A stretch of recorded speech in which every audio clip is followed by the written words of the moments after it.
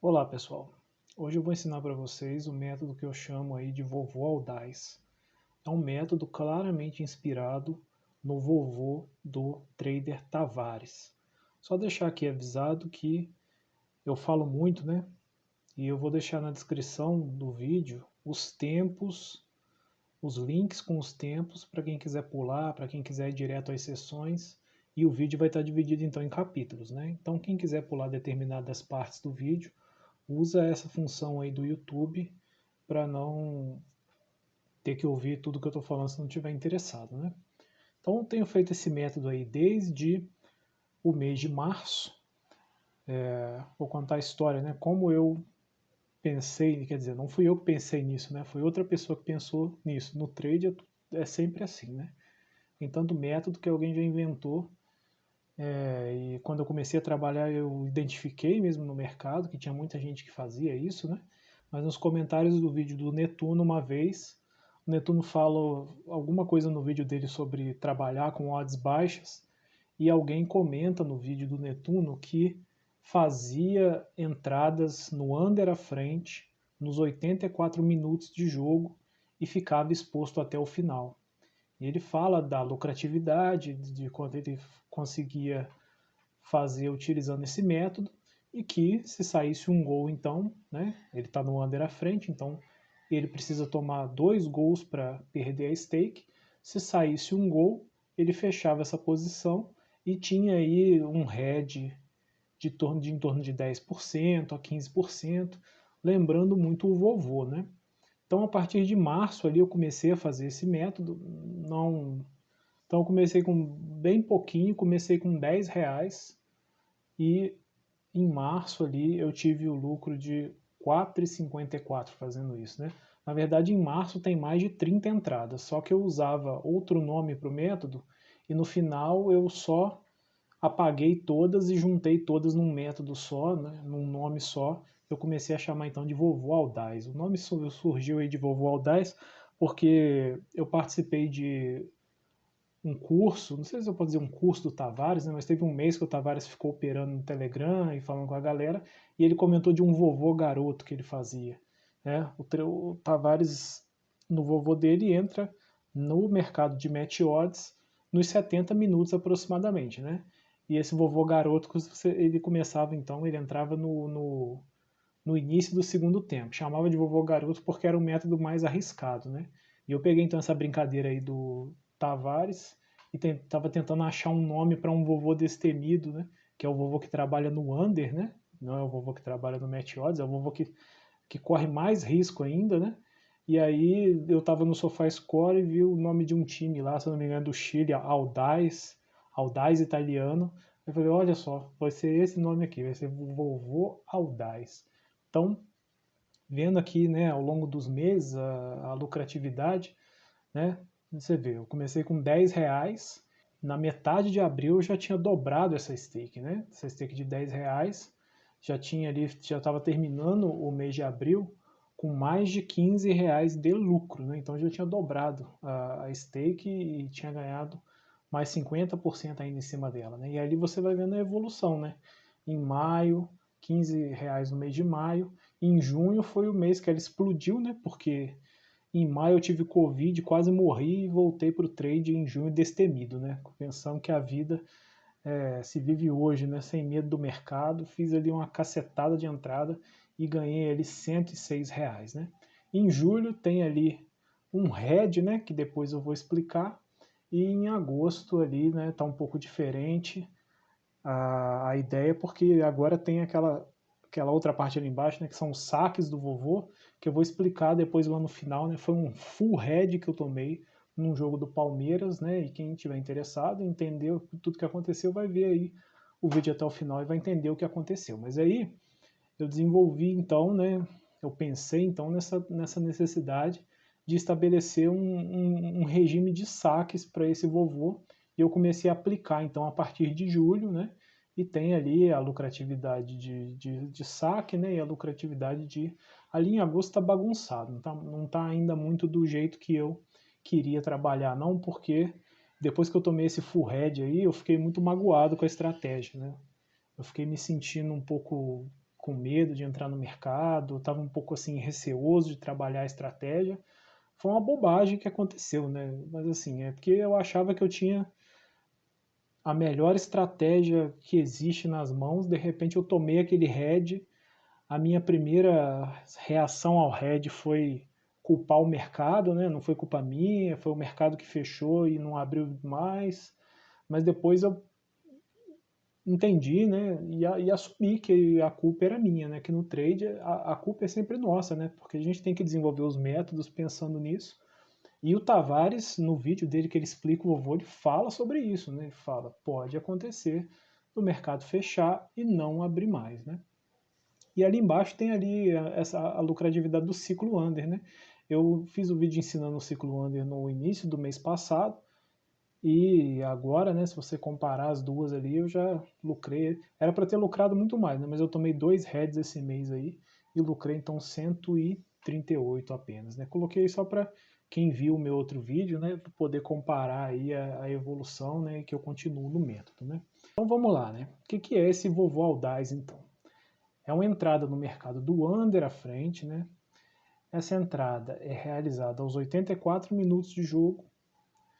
Ela é uma entrada em back na odd 1,03 e o lucro acumula para a próxima entrada.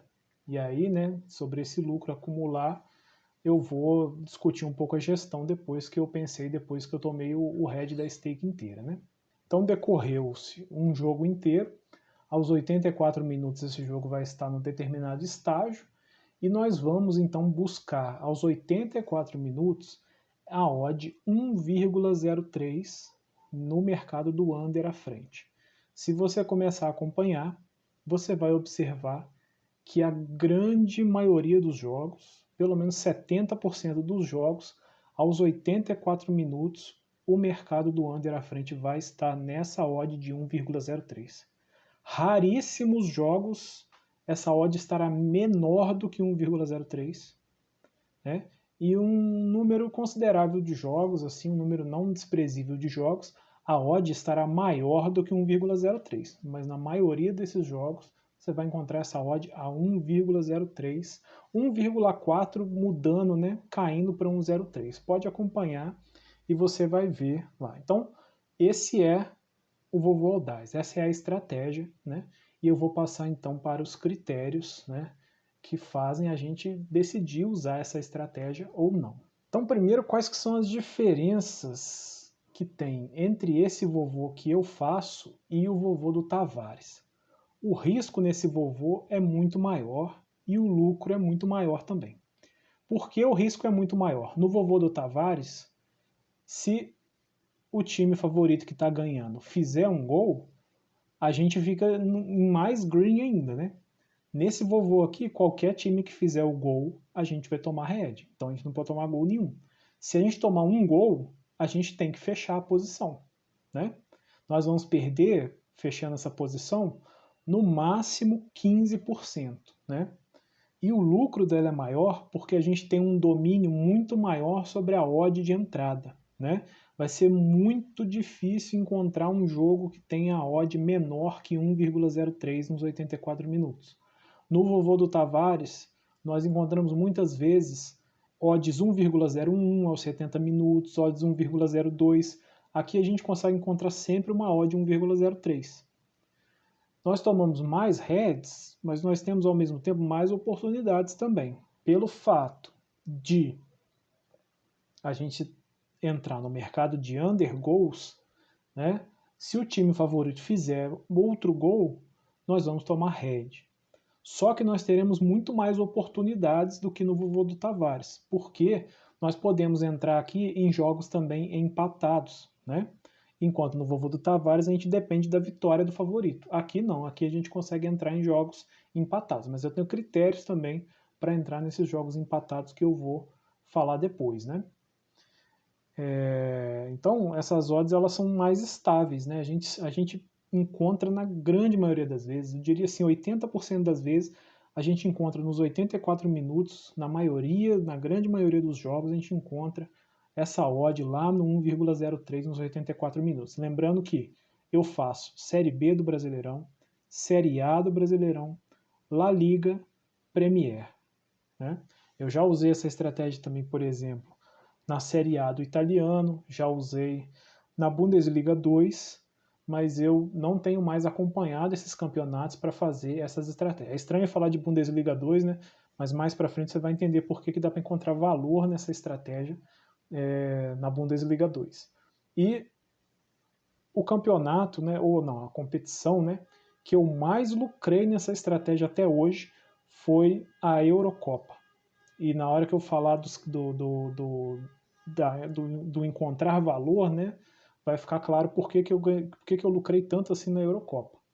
O que mais me incomodava no Vovô do Tavares é o tempo de exposição, que é muito longo, né? Pelo menos 23 minutos, né? Pelo menos 23 minutos é o tempo que a gente fica exposto, né? Entrando por volta dos 70, contando que o jogo terá os acréscimos, né? Mas essa estratégia ela não é uma estratégia para ser melhor que o Vovô do Tavares, para substituir o Vovô do Tavares. Não, as duas vivem em completa harmonia e eu faço as duas, tá? Eu ainda faço o Vovô do Tavares, que é muito lucrativo, e faço essa aqui minha também, né? Às vezes no mesmo jogo dá para fazer as duas, uma não exclui a outra não, tá? Quais são os jogos que a gente pode aplicar essa estratégia? A odd inicial do favorito para vencer tem que ser sempre maior do que 1,50. Eu falei isso no outro vídeo e volto a falar aqui, né? No mercado do under, né, quando as odds são muito baixas em favor do favorito, isso impacta o mercado do under e do over. Então, né, esse mercado ele não funciona da mesma maneira. Então, a gente sempre vai buscar aqui, né, então, jogos nos quais a odd inicial do favorito seja maior do que pelo menos 1,50, tá? Jogos, né, os jogos nos quais a gente vai entrar são os jogos que a partir dos 70 minutos estão resolvidos, né? Eu assisto, né, o jogo inteiro. Tem gente que procura entradas em vários jogos. Eu assisto um jogo só para fazer várias entradas, em momentos diferentes, em estratégias diferentes. Então, aos 70 minutos, eu tenho um panorama do que é aquele jogo. Eu tenho uma ideia do que aconteceu, das estratégias que foram utilizadas pelas equipes, do que está acontecendo e uma expectativa do que ainda pode acontecer. Então, aos 70 minutos, né, eu considero se o jogo está resolvido ou não. O que o jogo está resolvido ou não? O favorito que jogou melhor já está vencendo? Ou o favorito que não jogou tão bem não está ganhando, né, porque a estratégia defensiva do time que não era favorito funcionou. Ou os times estão 1-1 ali empatados porque ambos jogaram bem e ambos se defenderam bem. Então, isso é um jogo resolvido, é um jogo que eu sei que nos próximos minutos a chance desse gol sair ela é pequena. Né? Então, aos 75 minutos, você tem que se fazer a pergunta: o over limite nesse jogo tem valor?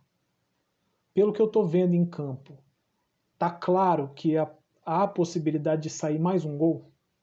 Porque se a entrada de valor for o over limite, isso significa que essa odd 1,03 aos 84 minutos ela não vai ter valor. Né? E dependendo do jogo, né, se o mercado estiver bem ligado no jogo, você nem vai encontrar essa odd em 1,03 lá nos 84 minutos. Essa odd vai estar maior, porque está com muita chance de sair mais gols. Né? Isso significa o quê? Que o jogo não está resolvido. Né? Nós nunca vamos entrar quando o favorito estiver perdendo. Isso é outra regra muito importante, muito fundamental da maneira que eu trabalho no under. Né? O maior head que eu tomei nesse vovô foi justamente um head com o favorito perdendo. Não lembro qual eram as duas equipes, mas era um jogo da La Liga, era um jogo que tinha que o Huesca estava jogando, não lembro qual era o outro time. Eu entrei e 30 segundos depois que eu entrei no mercado saiu um gol do favorito empatando e acho que o head foi de 18% da stake. Foi o maior head que eu já tomei aqui. Os heads que eu costumo tomar nos acréscimos, os heads. Se o head for nos últimos 2 minutos de jogo, você não vai tomar head nenhum. Né? O mercado vai voltar em 1,04, 1,03 do limite e nem head você vai tomar. No início dos acréscimos, se for uns 5 minutos de acréscimo, você vai tomar um head de uns 8%, 10%. Nos 86 minutos, esse head vai ser um pouco maior, 14%, 15%. Mais do que 15% é muito difícil. Você tem que estar no jogo muito errado para o head ser maior do que 15%. Né? Então, né, nos empates, né, considerando aquilo que eu falei do jogo estar resolvido, a gente só aceita 0-0 ou 1-1. Mais do que isso, né, um empate 2-2 é um jogo com muitos gols. Um jogo com muitos gols é um jogo muito aberto, com muitas falhas defensivas. Então a gente não entra nesse tipo de jogo.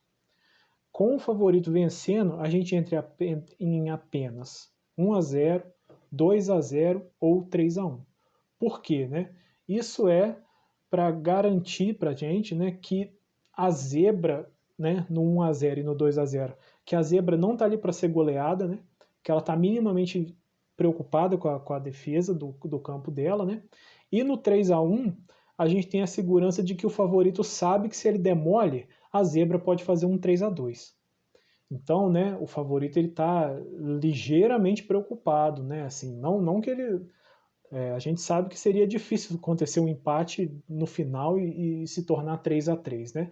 Mas o favorito não pode dar mole também, né? Não pode ficar jogando como se o jogo já tivesse acabado, tá tudo certo. Minimamente ele precisa se defender, né? Então, tomar cuidado desses critérios, e esses critérios são critérios de observação pontual de mercado, né? De assistir o jogo, né? Mas tem também uns critérios qualitativos que eles são muito importantes.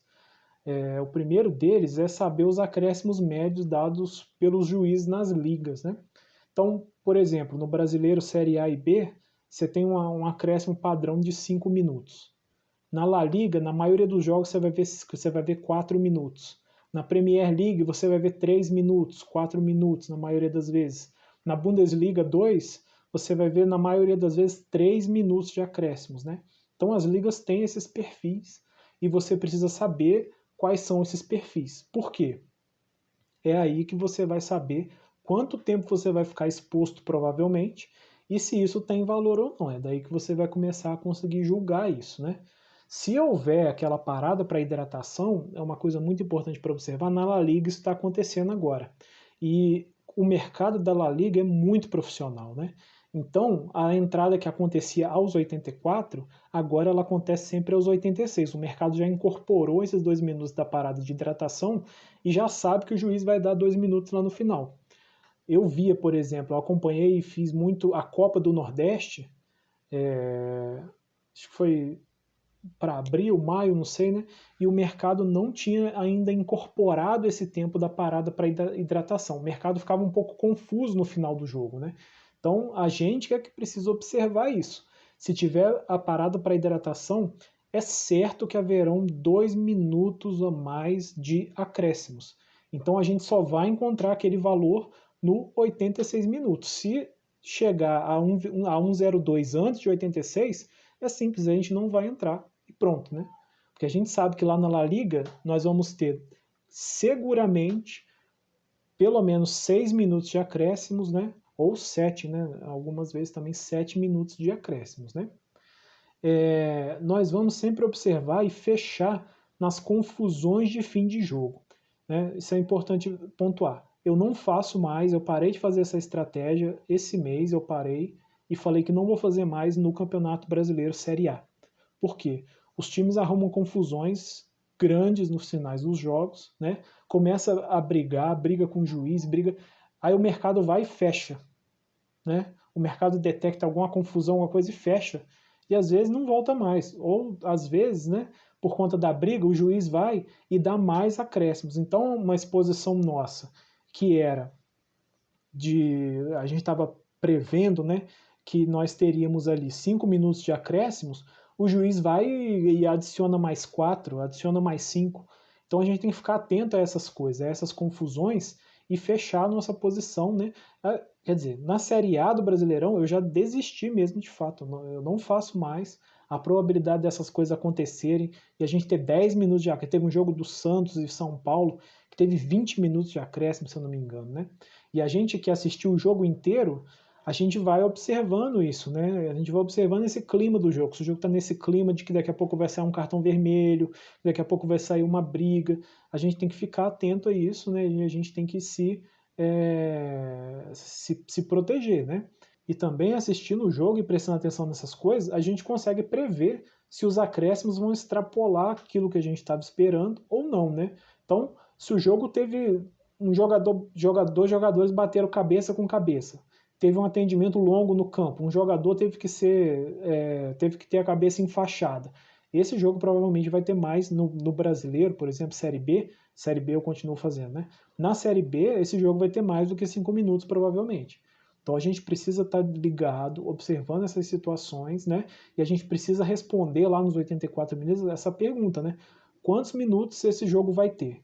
E aí a gente vai saber se vai ter valor ou se não vai ter valor entrar. Porque eu acredito que 1 minuto a mais do que a gente pretendia, 2 minutos a mais do que a gente pretendia é até tolerável. Mas mais que isso, eu acho que a entrada perde valor. É muito tempo de exposição, né?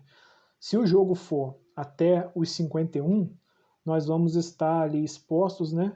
Dos 84 até os 96, né? Nós vamos estar expostos por 12 minutos. É um longo tempo, né? E aí, né, pelo conhecimento das equipes que nós temos, nós vamos evitar equipes com grande poder ofensivo, né? E principalmente equipes com grande poder ofensivo de contra-ataque, né? Fazer isso aqui em times tipo Flamengo, né, é certeza de rédea, né? Você não deve, você deve evitar esse tipo de coisa, né? Que são os times que aproveitam a oportunidade no final ali para ampliar placar, tá? E observar com cuidado, né, era isso que um pouco disso que eu estava falando antes, né, essa relação odd versus tempo de exposição. Porque o que acontece? Às vezes, um jogo está muito bom e ele segura a odd, o mercado do under segura a odd, e essa odd aparece, né, ali nos 88 minutos. Na Eurocopa era assim que eu tirava valor desse mercado. A Eurocopa segurava essa odd do 1,03 até 43, às vezes até 44 minutos. Então olha o que o mercado estava me oferecendo. Tinha 2 seleções em campo, das seleções você espera sempre os melhores resultados, né? Mas o mercado me oferecia aos 44 minutos a minha odd de entrada, né, ou 89 minutos a minha odd de entrada, para o juiz dar 3 minutos ou 4 minutos de acréscimos. Então, eu tinha 5 minutos de exposição, eu tinha 4 minutos de exposição às vezes. Isso eu não consigo nem calcular o valor, né? Na Eurocopa eu não tomei nenhum gol desse jeito, né? Só de observar o jogo, né? Teve muitos jogos com gols no final, mas eu não tomei nenhum, justamente por perceber essa questão do jogo estar ou não estar resolvido, né? Se o time que está perdendo está começando a conseguir tocar a bola dentro da área, bola chegar no pé do atacante e o atacante chutar para o gol e o goleiro defender, não é um jogo no qual você vai entrar, né? Então, existe uma relação da odd, do tempo de exposição, que a gente consegue extrair muito valor, né? Campeonatos como a Série B, eu entro aos 84 tranquilo, sem me preocupar com nada. Deu 84 minutos, a odd está em 1,03, eu clico, fico ali tranquilo, né? Agora, se for um jogo com times mais qualificados, eu espero então essa odd chegar no 1,03, né? Se ela ainda não estiver, eu espero ela chegar nesse 1,03, né? Pode acontecer ali aos 86, aos 87 e faço a entrada. Eu entro nessa odd 1,03. E nada impede também que alguém que queira usar a estratégia entre na odd 1,02 ou 1,01, que seriam odds mais seguras ainda, e aí você sairia com 2% ou 1% de lucro, mas aí vai da opção de cada um. Eu acho que 3% é o que eu decidi buscar, né? Então, essa aí é uma entrada, é um mercado que eu olhei aqui hoje de manhã, né? Charlton Athletic vs Sheffield United, é um jogo de parece que é sub-23, né? E eu abri só para mostrar ali o mercado, né? Essa Professional Development aí é extremamente over. É um campeonato lá eu não sei dizer se é um campeonato, né? É um campeonato amador da Inglaterra, né? E é extremamente over. Você vê pelos resultados que são muitos gols em todos os jogos. Então, o mercado sabe que são muitos gols em todos os jogos, que acontecem muitos gols no final. Então, olha o que aconteceu. É exatamente 84 minutos e o mercado ainda está lá em 1,05, né? O pessoal está oferecendo lá o lay no 1,05 para quem quiser entrar no under. Então, né, se fosse a Série B, a gente estaria vendo agora nesses 84 minutos, provavelmente, né, dinheiro no under na 1,04 e dinheiro no lay ali na 1,03 para quem quiser entrar no under, né? Então, isso aí foi só para mostrar o mercado, né? Como é o mercado. Mas ali a gente está vendo ali, né? Coisas assim de 11 mil, 12 mil, 7 mil ali no lay, mas na Eurocopa os valores que a gente via nessas odds aí era 800 mil, 900 mil, tá? Eram valores muito, muito maiores. E eu cheguei a ver também na Eurocopa corresponder stake de 400 mil, corresponder stake de 200 mil, direto nesse mercado, porque é um mercado para quem trabalha com valores astronômicos mesmo, né? É um mercado que vai dar muita consistência para quem faz o under e que vai dar muito dinheiro para quem faz o over, né? Que seria o lay ao under ali no caso. Então, é um mercado que trabalha com valores absurdos mesmo, tá? Com muito dinheiro. Então são aqui 84 minutos, né, num campeonato extremamente over. O time que é favorito, né, já estava ganhando ali de 3-0. Então o mercado está dando uma segurada ali. Por quê? Porque o mercado sabe que pode sair mais gol nesse jogo, né? Eu não estava assistindo o jogo, nem sei se tinha stream. Eu queria só mostrar o mercado. Mas de fato, no final do jogo, o Sheffield fez um gol e esse gol foi anulado, né? Então ali chegou na 1,03, tá vendo? A 1,03 chegou nesse jogo aqui nos 86 e 49, quase 87 minutos, ou 42 do segundo tempo, né? Então tá ali a última chance para você entrar nesse under aí, né? Como eu não estou vendo, claro, eu não fiz nenhuma entrada, é só para mostrar o mercado. Quando o mercado oferece então essa odd de 1,03 para a gente entrar, a gente está vendo que aqui em cima tem algumas stakes colocadas, né? Essa faixa aqui é a faixa onde o mercado vai voltar se sair um gol, né? Isso aqui eu acho que são bots que colocam essas stakes aqui, né? E isso aqui é a faixa que a gente já sabe que o mercado vai voltar se o gol sair. Então, se você vê um mercado que está em 1,03 e essas stakes aqui estão acima de 1,40, 1,50, isso é um jogo que os bots já estão detectando. É o que eu acho, tá, gente? Eu não entendo nada disso, mas de observar o mercado, eu acho que são bots que fazem isso.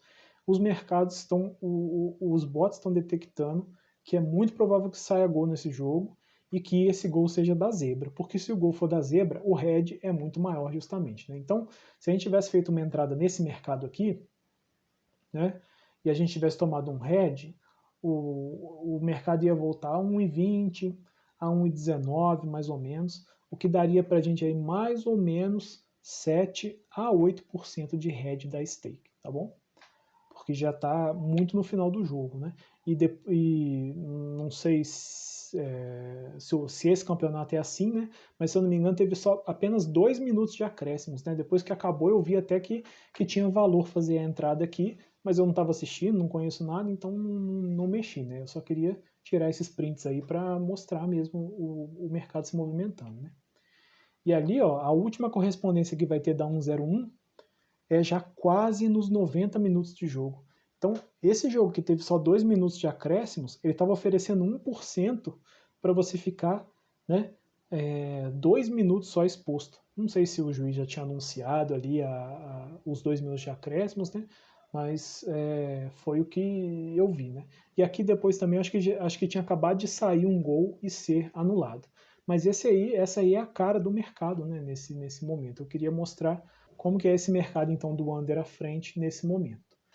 Então isso aqui é a gestão da stake acumulando ou não acumulando e quanto de lucro a gente tem em cada uma, né? Lembrando que o vovô do Tavares, a proposta é fazer essa gestão da stake composta, né? Toda vez que você entrar, você vai entrar com o lucro acumulado na próxima entrada. Então, depois do jogo 1, nas duas, nós teríamos então 103, né? No jogo 2, na stake de 100 reais, a gente entraria com 3 reais, com 100 reais novamente, teremos 3 de lucro e passaríamos para 106. Na stake composta a gente já passa para 106,9, ganha alguns centavos, né? Então a gente vai aumentando essa stake, quando chega lá na 10ª entrada, se a gente tivesse entrando sempre com o mesmo valor, a gente receberia, né, ganharia 130, e aqui a gente vai receber então 134,36, né? Que já é um valor relativamente bem maior do que o valor anterior, do que o valor da stake não acumulada, né? Então, essa é a proposta do vovô e foi a maneira como eu fiz também, né? Como eu geri também essas entradas. E eu comecei essa estratégia com R$10 e fui até chegar aos R$200. Eu cheguei em R$200 num dia de manhã e no mesmo dia que eu cheguei a R$200, não, na verdade eu tinha chegado em 199,70, era alguma coisa assim. Aí no próximo jogo eu já fiquei muito animado e fiz a entrada com R$200, né? E aí foi, né, Palmeiras, Atlético Goianiense versus Palmeiras. E o que aconteceu aqui nessa entrada, né, que foi a entrada que eu tomei o full head. O jogo estava tranquilo, o jogo estava dentro do método, né? O Palmeiras é um time de um valor ofensivo médio, eu considero médio, eu não considero um time de grande capacidade ofensiva, né? Então, aos 86 minutos, mais ou menos, eu calculava que os acréscimos para esse jogo seriam os acréscimos padrão de 5 minutos. Aos 86 minutos e alguma coisa, a odd chegou em 1,03, porque é o Palmeiras que está jogando, né? Então o mercado valoriza mais. E eu fiz a minha entrada, né? Quando tinha mais ou menos 1 minuto que eu estava no mercado, o Palmeiras fez um gol de contra-ataque. E o Bandeira anulou esse gol. Quando o Bandeira anulou o gol, o mercado fechou e começou aquela luta do VAR na Série A do Brasil, né? Demorou mais ou menos uns 3 minutos para resolver se era gol ou se não era gol. Nesse momento que o VAR estava passando, o mercado fechou. O mercado fechou, o gol foi validado ali 92 minutos, se eu não me engano, que era 47 minutos, né, do segundo tempo, e o mercado fechou e não voltou mais. Quando o mercado não voltou mais, eu tive certeza naquele momento, falei, vai ser hoje que eu vou tomar esse head. E realmente foi. No último lance do jogo, né, com o mercado fechado, não tinha o que eu fazer. O Palmeiras foi lá, encaixou outro contra-ataque, né? Não, se eu não me engano, foi uma falha ainda. O zagueiro do Atlético Goianiense deu uma falha bizarra, bizonha, entregou a bola no pé de algum atacante lá do Palmeiras. O cara só foi lá e botou a bola para dentro.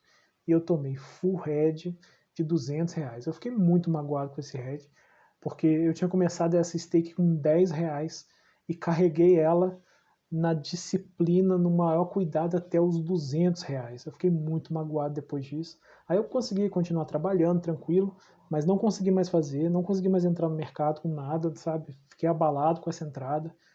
Depois, no resto do mês, eu comecei a ficar com medo, né? Eu falei assim, beleza, tomei um head de 200, vou voltar a fazer de 200 também, mas ficou um resquício de um medo, eu não estava tranquilo para fazer e tal, então, né, eu precisava admitir uma coisa, né, eu precisava admitir que a culpa era minha, a culpa não era do mercado, né, é fácil a gente dizer assim, eu só tomei esse head porque o mercado estava fechado.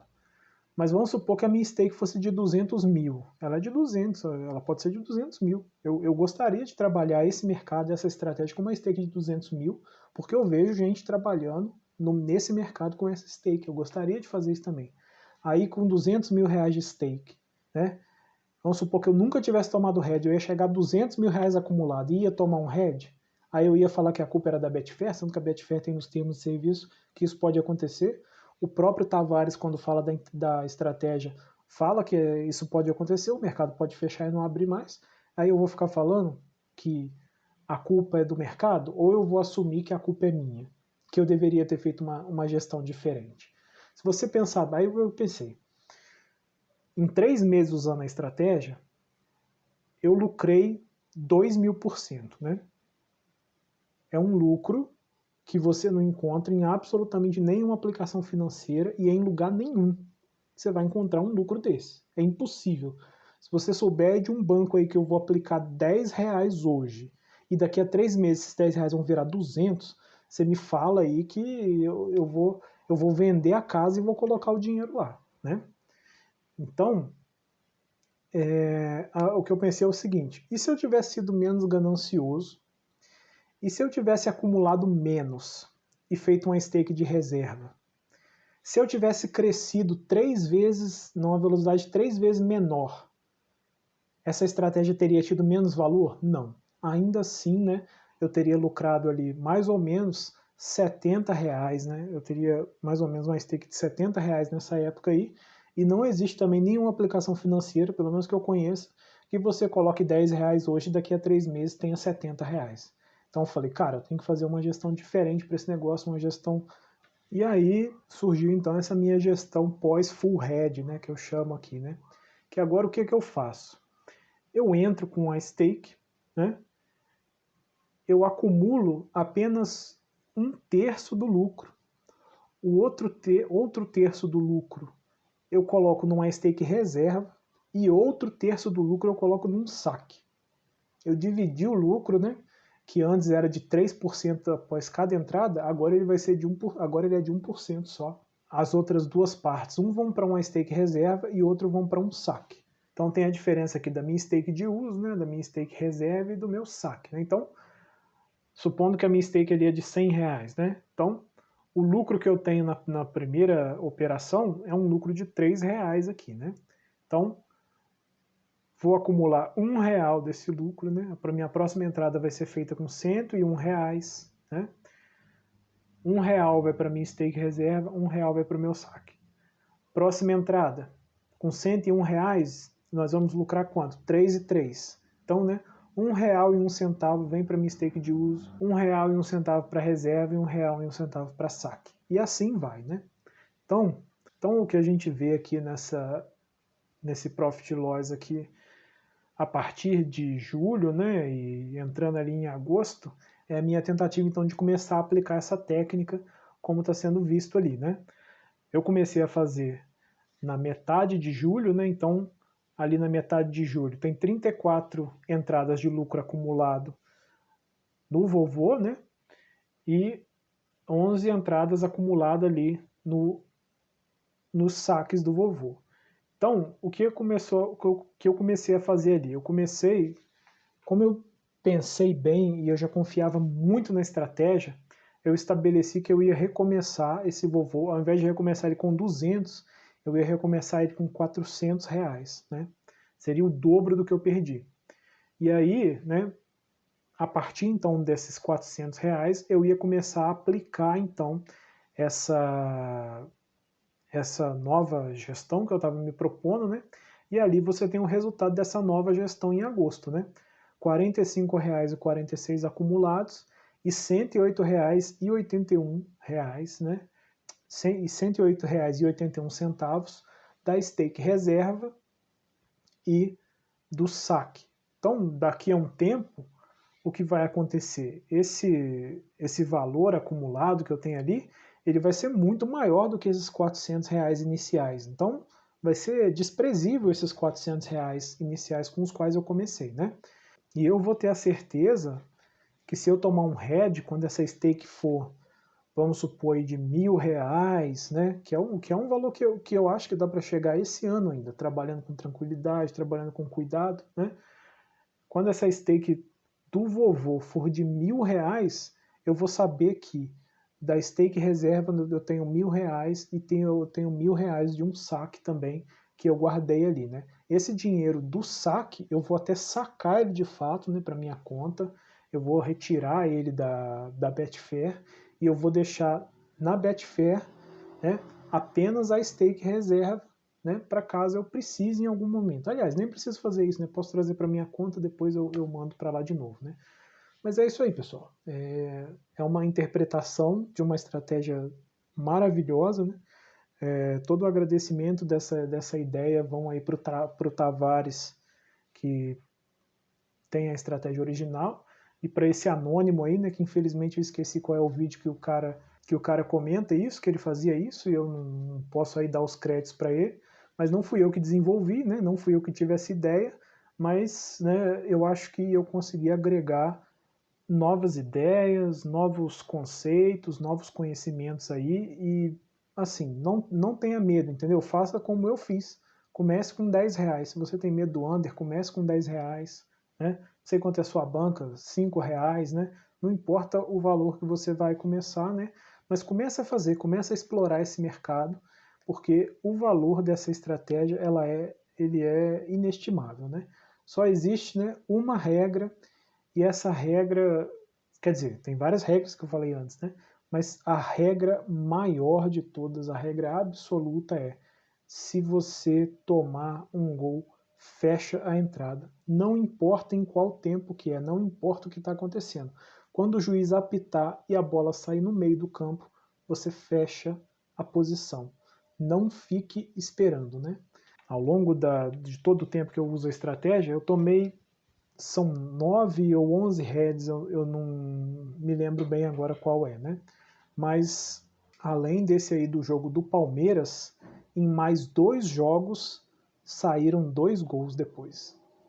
Então, se tomou um, tem que fechar. Se você é o tipo de cara que pensa, e se, eu acho que eu vou deixar, é melhor você nem tentar então a estratégia, que você vai passar raiva. Beleza, pessoal? Então é isso aí. A estratégia é extremamente lucrativa. Espero que quem for usar tenha sucesso. Um abraço.